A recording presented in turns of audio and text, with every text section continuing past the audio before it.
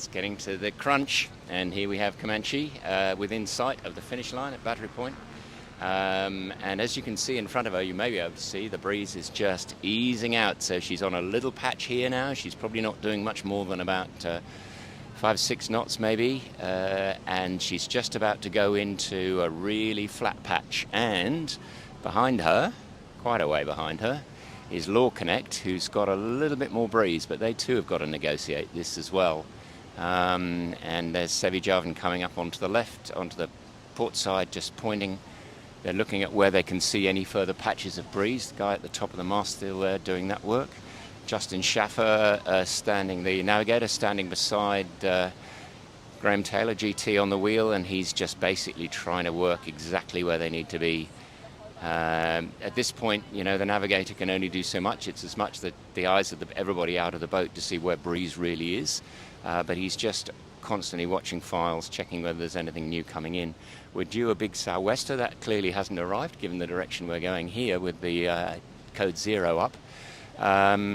I think what they're going to do, the finish line is actually to their left, so you'll see they're just beginning to wind in a little bit here and just come up onto the breeze. I think they were trying to make the most of that patch before they then thread the needle through a really nasty light patch there, and you can see they're sort of coming up towards the finish line angle now.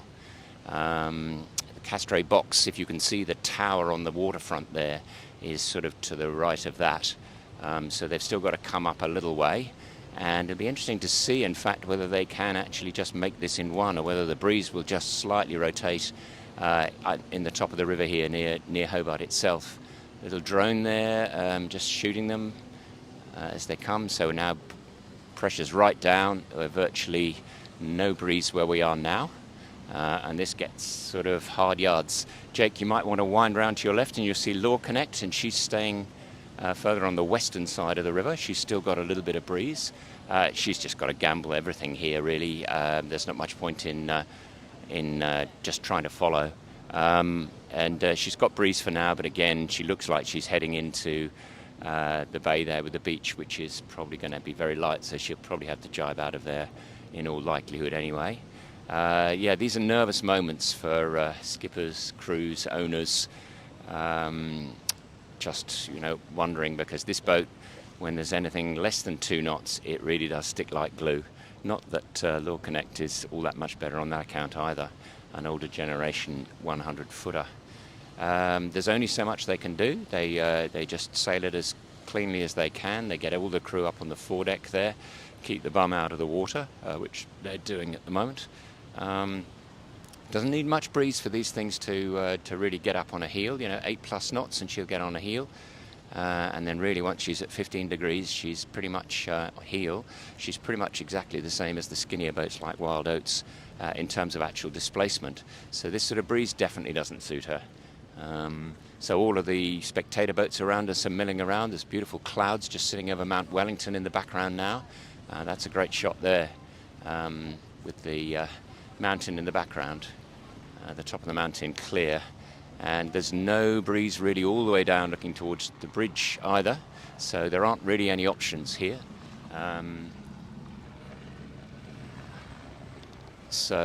Yep, that's all good. Yeah, LawConnect has still got a little bit of breeze, but not much more, so they're sort of running parallel lines here at the moment, and you can see the mainsail starting to flop, which is never a good sign. And the thing about this is that actually this could go on for a while, because in these changing breezes before that southwesterly kicks in, which will probably be later this morning, I imagine, and it's going to come in strong, you really need some sea breeze up here, and there's probably not enough heat in the land this morning. It's not cold, really. It's sort of just cool, very pleasant, and it's going to be a bit of a battle here, I think. Okay, so they're now coming right up onto the breeze, beginning to sort of get closing angles with LawConnect. I'm not sure whether this is a cover move. LawConnect this is interesting. She's still got a little bit more breeze. Just think she's going to run out of it, though, even on that side. And the main thing for these guys is they just have got to be suspect that's why they're heading up. They need to be between LawConnect and the finish line, and LawConnect is sort of on a line, a good line for that. So there's the guys at the bow, they're getting a little frantic trying to get boats out of the way, because the one thing they can't have is any waves in these conditions. It just kills any speed the boat has on it at all. Wow, this is close. LawConnect is really making up ground here. This is very nerve-wracking. Hard to tell whether they'll hold enough or not. There's a sort of mirror-like piece in the background here, Jake, where the if you point over where the houses are, just lit up by the sun, that in the background there, just underneath that peak, is very, very quiet. But whether or not LawConnect can carry more breeze in there, I'm not sure. But she's now doing a good 5 or 6 knots, and LawConnect and Andoo Comanche here is pretty much on about 2 or 3, so this is going to be nail-biting. You can see LawConnect's crew leaning down to leeward, right up forward as well, so you can sort of see their legs over the side there. They're doing everything they humanly can to get here, and yes, this has to be a covering move for Comanche, because they just can't let them slip in through that side. And this is, I would say, even if LawConnect just carries her general speed, this really is going to be close to the line here, and it could just come down to one tack or jibe on this one. So Andoo Comanche's got her headsail pretty much not fully in yet. It's sort of slightly fetching. She's just bearing down now. There's a little bit more breeze. She's just going for new pressure. And I imagine they're just praying that LawConnect is just going to run into some lighter stuff in a moment, which looks like it might. Okay, so Andoo Comanche's got a little bit more breeze. She's cracked sheets and she's bearing away a little bit more. She's really just trying to get a closing angle. Excuse the expletive in the background from James President. Yes, it is. Okay, so now they've got breeze. This is going to be mighty, mighty close. Sorry?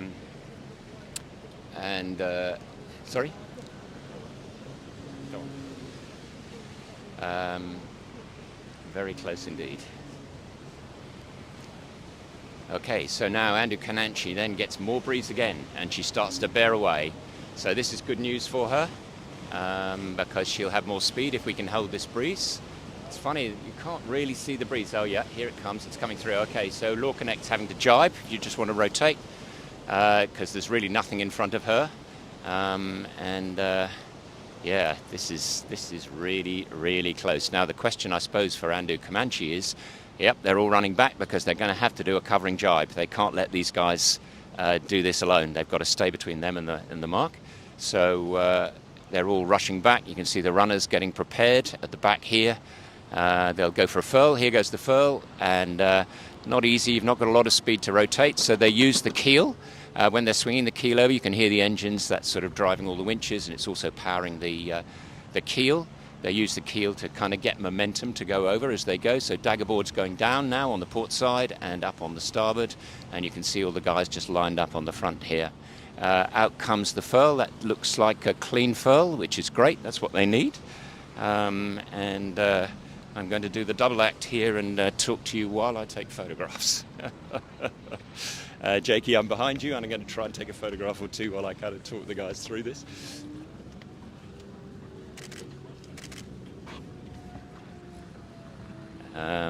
Okay, so you can see GT at the wheel here. So that's a good covering move for them. That's why they went over there, and they've come out with that reasonably well. It's too painful to think that one or other of these boats is going to lose this when it's been this close. But that is the nature of the beast.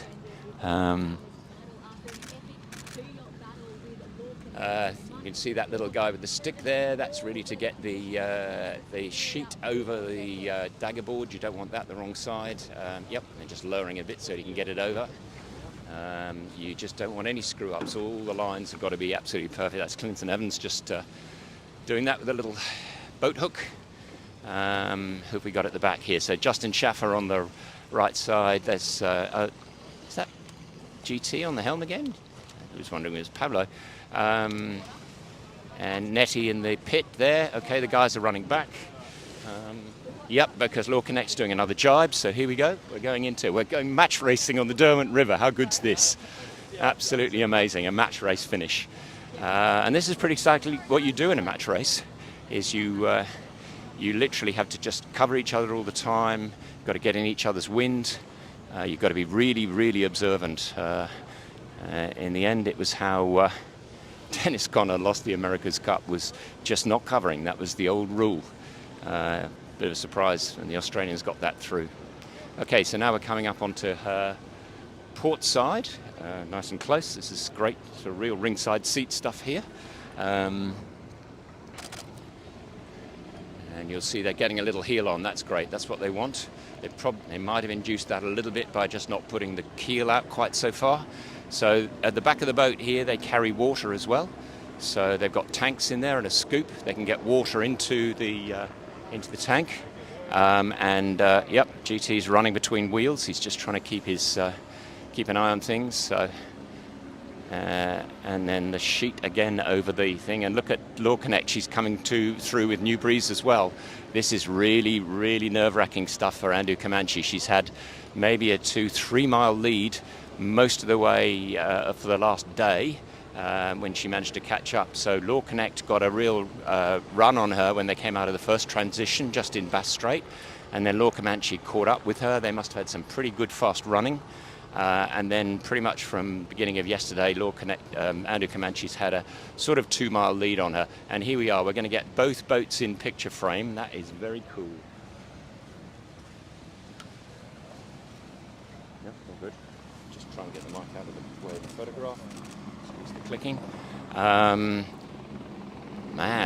looking at this, I'm wondering, because is there more breeze up there? No, not a lot. Just wondering whether LawConnect's just going to whip around the top here or not. So it's been many years since we had a really, really close finish in a matter of seconds. I think the record time was a 7-second difference back in the 70s or early 80s, I think. Yep, LawConnect has just got a little bit more breeze. They're pretty much carrying the same style of jib. This is where you've just got to keep absolutely stone cold. You know, you can win it and lose it from here. And you've just got to make sure every move is picture perfect. LawConnect is carrying momentum, but she's also going out of breeze. That is extraordinary. So we're just going to stay with this till the end. This is too important to let this one go. Incredibly close. LawConnect looking like he's just going to overtake and take over. So LawConnect's got to come onto the breeze. So the advantage is that Andoo Comanche is lower.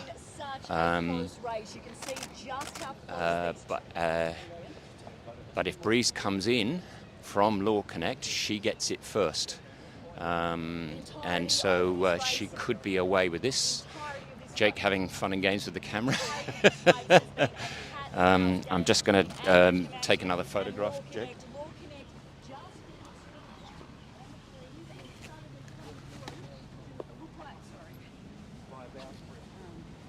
They are in front now, aren't they?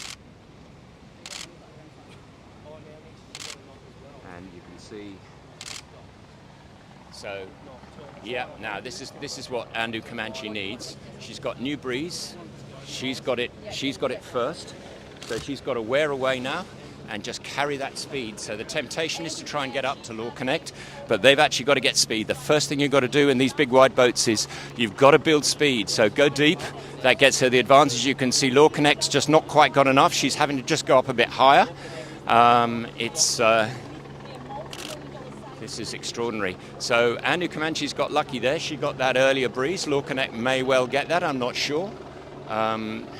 And again, she's just going for the covering move, staying between LawConnect and the finish line. It's going to be critical. It's still looking really glassy up to the finish, so there's plenty more to play here. We wouldn't call this one at all. All that breeze that's further down the river is is gone and not making its way up here. That's not an uncommon thing at all at this hour of the morning. It's still quite early. Okay, so the two boats are virtually parallel now, heading both for the western shore. They've both got a jibe now. Are they going to jibe, or are they just... No, here LawConnect's got a bit of breeze. She's going for a jibe. These guys are checking because LawConnect's coming across us. Okay, so they're both jibing.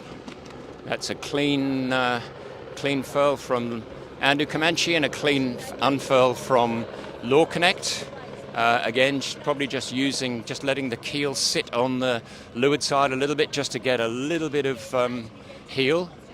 Guys, you're going to have to watch out here. I think these guys are going to be rounding up on us. Guys,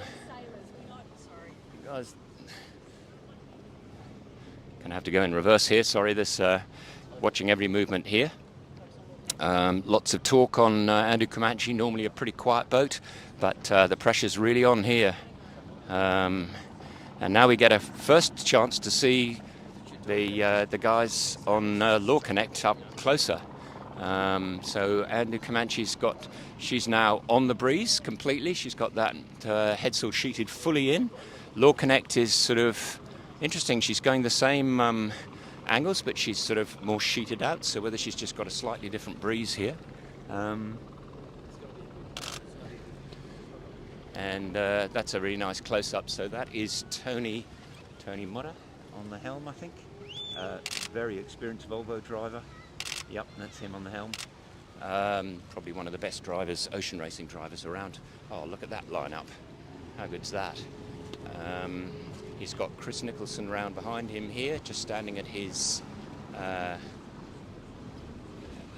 shoulder, and just doing a multitasking here. So now they've got breeze, and Andoo Comanche's running out. So they're going to try and go around the outside looking at this here. The problem for them is they've still got to come back and get Andoo Comanche. She's between them and the line, which is where she needs to be. LawConnect's got a little more speed.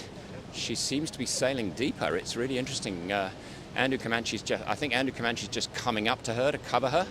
So we could literally get match racing tactics. These guys are fully into this stuff. If you watched any of the videos up at Hamilton Island of their pre-starts, it was extraordinary. They were just going boat on boat, doing dial-ups and everything. So Andoo Comanche's now got that breeze as well, so she's just dipping away a little bit. LawConnect's got good pressure, so they're both in good pressure, but they both look like they're going to run out again pretty shortly. And they're going to have to do a sort of jibe, bear away and jibe for too long. Helicopters buzzing around. This is definitely one of the most dramatic finishes here. Yes, okay. So we're going to take a